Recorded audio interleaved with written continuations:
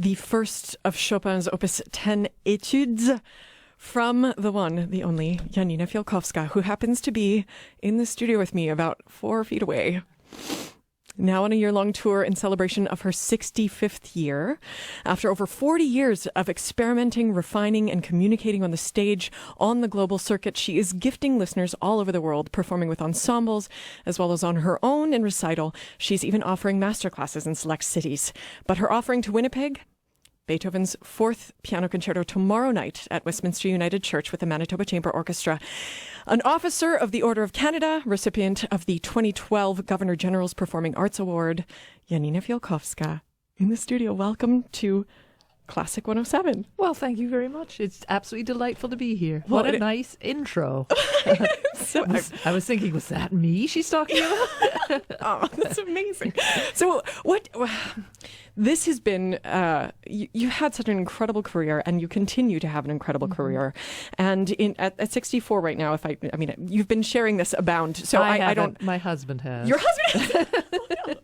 It's being, it's being represented as your consummate, this is a big landmark for you. This is a milestone in your career in a way. Mm-hmm. Well, yeah, I mean, not in a bad way, but things change over your career, right? Oh, sure. So what do you think has changed most about you in the last 4 decades of performing as a pianist? Oh, that's a good question, actually. Yeah. Well, experience brings a lot of things along with it. Mm-hmm.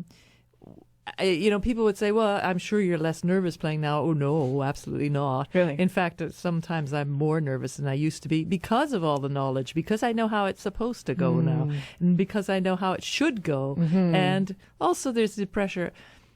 First of all, I love coming and playing in Winnipeg. I've been coming and playing in Winnipeg forever. I mean, we're honored. I think 1975 or something. And especially the Manitoba Chamber Orchestra is like an old friend of mine. But you also that's a nice part. You come to towns, you know people, you have great friends, you feel at home, but you don't want to let these people down, right? And you certainly don't want anyone to think, oh, well, she used to be great, but the years are taking their toll. There's always that. We musicians are totally neurotic, so we always have these thoughts at the back of our mind. So it's a responsibility to myself, to the composers, to the music, to my public. I have to keep my standards up and hopefully improve. If you don't improve, you never stay still as a performer. You either go back or forward. Mm-hmm. So. What changed else? I think there is slightly more serenity in my playing. I think I don't feel the necessity to show off anymore. Technically. Well, speaking of that, what would you perhaps have said to your, ebullient, ambitious teenage self before you went off to study at the École Vincent d'Indy? What advice would you have given your teenage self? Oh, I don't know. Just go for it. But you did, though. I did. At that age, you just think you're the bee's knees and can conquer the world, and I'm going to play better than all the boys, and that sort of thing. And music plays a part, certainly, but a far less of a part than it plays now. I mean, it's my life. It consumes me. It consumes every moment of my life. But at that time, there were all sorts of other distractions as well, and my distractions nowadays are the piano, going for walks, and tending my garden. Right. But those are beautiful distractions, though. What a beautiful luxury. Yes. So you are known as the Canadian authority on Chopin. We just played the first of the Opus 10 Etudes. Well, but Arthur Rubinstein, you had a very particular moment with him where he lauded you for being, the master interpreter at the first master piano competition that he held. Yes. Right? Yes, in 1975, right. Is that right? Or 1974? Yep. And so is Chopin where you feel most at home? Or probably. Yeah. Probably. Chopin and Chopin, Mozart, early Beethoven. Yeah. Those are my great loves. Right. Including the Beethoven 4th Piano Concerto that I'm playing here, which is my favorite piano concerto. We will definitely talk about... We'll talk about that, but we'll go back to Chopin. Yeah, let's go back to Chopin. I think First of all, I have a very Polish name, Yes. even though my mother was not Polish. Right. But, that kind of pushes you into Chopin from an early age because he was not only the national composer, but he's the national hero. He held the country together. His music held the country together when it was a non-country and sort of things like that. So I had to love Chopin. Luckily, I did. That's He also wrote for the piano like no one else. He understood the instrument better than anyone else. He and that's not saying that he was a better composer than everybody else. I hasten to say, he happens to be my one of 3 favorite composers. Other people might not think so, but no one can argue that he understood the modern instrument better than anyone. Do you think it was the flexibility in timbre and tempo, in gesture? Was it the kind of his sort of bel canto ornamentation? Oh, very nice. Yeah. You're doing very well here. I'm a musician. Yes, I know. But no, I think first of all, I also love Chopin, though. He had this gift that is unexplainable because he came from a non-musical family. I mean, they liked music, but none of them were musicians like Bach, Beethoven, Mozart's parents. That it all came from musical traditions and musical families. Well, Poland wasn't a country, so there was no national Polish school. There were no Polish composers, really big ones before Chopin. He just happened. And then by the age of 19, he's written 24 etudes that blew open the whole piano technique. Right. Then he was one of the greatest pianists of his day, he and Liszt. And another thing that's interesting is that when he arrived in Paris when he was 22, his first friend was Camille Pleyel of Pleyel Pianos. Right. So while Frédéric was making all these innovations to piano technique and piano writing, Pleyel was right alongside making the corresponding innovations on the instruments, and he provided Chopin throughout his life with the latest model. Amazing. So that's interesting too. Yeah. And then I always find it was actually a shock, but a very lovely shock. When I was at the Chopin Museum in Warsaw a long time ago, they had plaster casts of his hands. People did that in those days. Yeah. We have the identical hand. No. Yes. Right down to the double joints in the thumb and stuff. I mean, really, I nearly fainted. Well, and so perhaps that is a magical celestial alignment. Well, maybe, but it also makes playing his pieces easier. Well, because he composed for himself to play them. Yeah. And so for his hands, just fits you. It sort of fits nicely. There's nothing. And when I was having trouble with my left arm, who was the composer that was the easiest after I'd had the trouble with my left arm? It was Chopin. It came right back. That's amazing. Yeah. Speaking of Chopin and Liszt, because you just mentioned Liszt, he's another composer whose works you know pretty intimately. Yes. And you, in fact, were responsible for the premiere of the Lost Liszt Concerto with the Chicago Symphony in 1990. Yes. A lot of people don't know about this, but can you tell us how this whole thing came about? I mean, it was discovered in 1898 or 1989.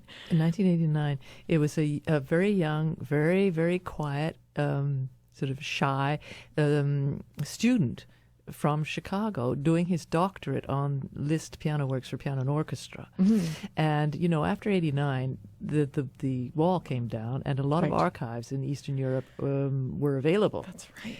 And people had known about this third concerto because there had existed a copyist's version, but there had never been found the actual autograph folios. Yeah. And he found them all. He found them, I think it was in Leningrad, Petersburg now, Budapest, and there's somewhere in Germany also. And I think what was missing were maybe 2 pages or something, which then he made up from the copyist version. And then he very quietly, he was a sweet guy, Jay Rosenthal. He came, one hardly remembers his name. He was so shy. And he just walked into the Chicago Symphony because he'd written program notes for them at some point. Okay. Said, I think I found a new Liszt concerto. And, so, yeah, sure, right, yeah. But then he really had. Wow. He really had. And the reason I was asked, which is such an honor, everybody wanted to do this premiere, was that I had just played in Chicago and the 24 Transcendental Etudes in recital, just. Okay. And so I was definitely on their mind. The young conductor Kenneth Jean, who was going to conduct the concert. I had just worked with him, I think, in Minneapolis, so he knew me. And I had just worked with Sir George Solti, who was the music director at that time, who was my all-time hero as far as conductors is concerned. And he said, "Oh, absolutely, get Fialkowska." So talk about alignment of stars. Right. And then I got the music, and it was all under lock and key so that no one would steal it and play it somewhere else. And I learned it, and it's a very short piece, and it's obvious that he never went back like with the other two and reworked it, because it's very youthful. They're the sort of the connecting parts, orchestral parts between segments is very childish, almost. Wow. And but there are lots of interesting things in it, but it's not a piece that stands alone. So when I did play it, I always had to play with another shorter Liszt piano and orchestra piece, which is a fantastic piece, which is the Totentans. Oh, excellent. And the two together were wonderful. And I played it for about 3 seasons, a lot, and then it's and I recorded it. Excellent. And but no one asked for it anymore because it's not a finished piece, really. Yeah. Well, those young works from these master composers, like Mahler's chamber work, the sure. piano quartet, right? Yeah. It's kind of The it's a little Liszt, not the Liszt, the Wagner piano sonata. right. Give me a break. Yeah. Yeah. Speaking of your recording, we're going to hear just a smidge more of you, and then we're going to go to a short break before we start talking about what you're going to be doing here with the Manitoba Chamber Orchestra. I would love to offer a Grieg lyric piece. We've been spring themed in our show today, so we started with flowers and we went to the woods. We had a little bird song in between, but I thought we hadn't had a little Schmetterling. We haven't had the butterfly. Nice. So from the third book of Grieg's lyric pieces, the first movement happens to be a butterfly from Janina Fialkowska.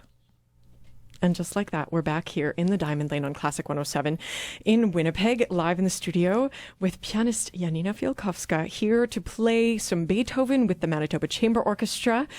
Welcome still. Thank you. I'm still here.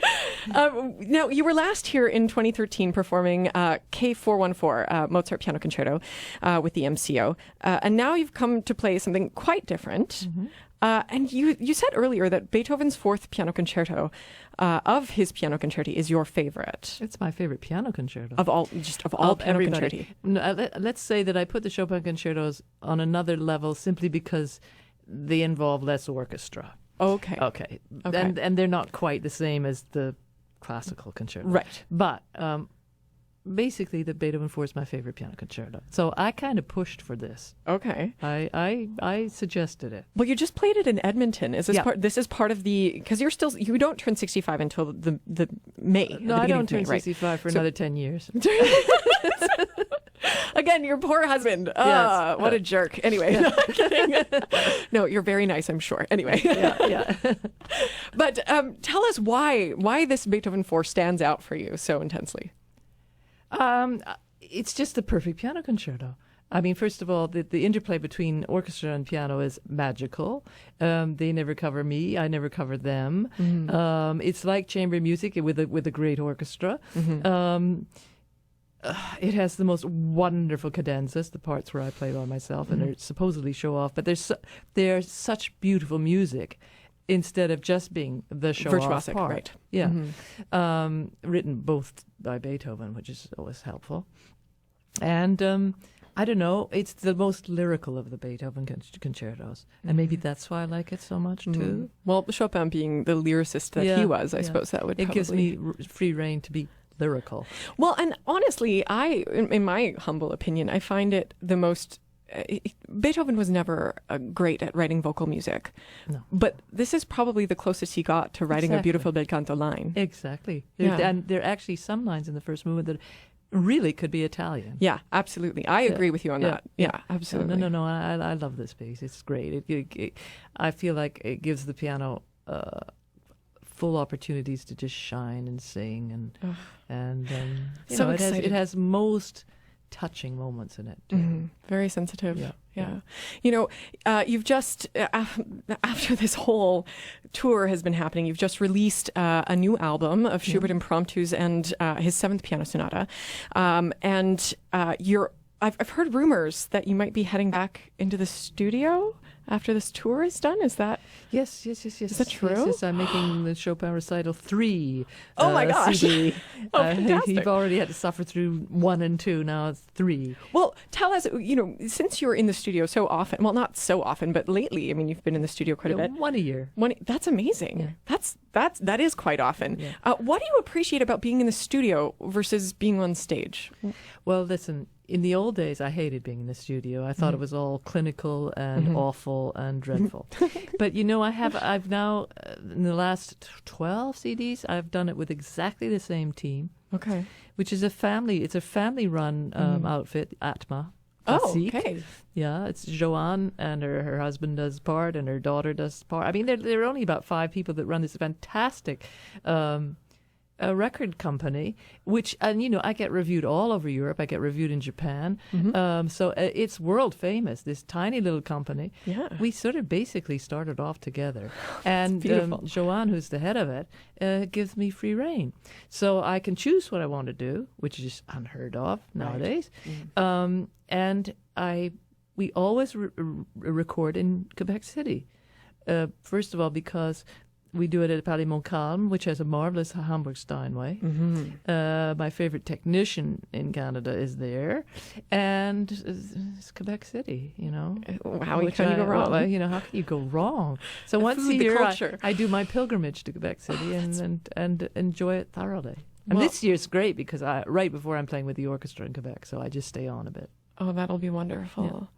Oh, I'm so happy for you in your journey and seeing you here back in Winnipeg. I'm so excited also to see you next year in Winnipeg. But we shouldn't talk about that. Shh. I didn't say anything. But you can hear Janina Fialkowska join the Manitoba Chamber Orchestra in welcoming Janina Fialkowska back with her music to Winnipeg tomorrow night at Westminster United Church. She is performing Beethoven's 4th Piano Concerto with guest conductor Scott Yu. And the concert begins at 7:30. Tickets are $32 for adults, $30 for seniors, and $10 for students. Come on, guys, you have to go. And that's including GST. You can get them at McNally Robinson, the West End Cultural Center, Organic Planet, or at MCO's ticket line 204-783-7377. Or, of course, at the door if there are any tickets left, which I don't know if there will be, so you might want to get on that. Janina, it has been a pleasure to have you. Such an honor to have you back in Winnipeg. And I hope you play as beautifully and as in your body and as organically as you would want to tomorrow night. Well, thank you so much. I hope so too. And you exaggerate terribly, but thank you for all the compliments. No, it is really, we do play quite a bit of you here on the station, and every time I hear, especially your Chopin, I get swept. Oh, thank you. I do. Thank you so much. I'm Sarah Jo. You're here with me in the Diamond Lane on Classic 107 in Winnipeg. We are going to go to the top of the hour, and then we're going to get a little dose from the most recent release of Janina Fialkowska, one of her Schubert impromptus. So stay tuned.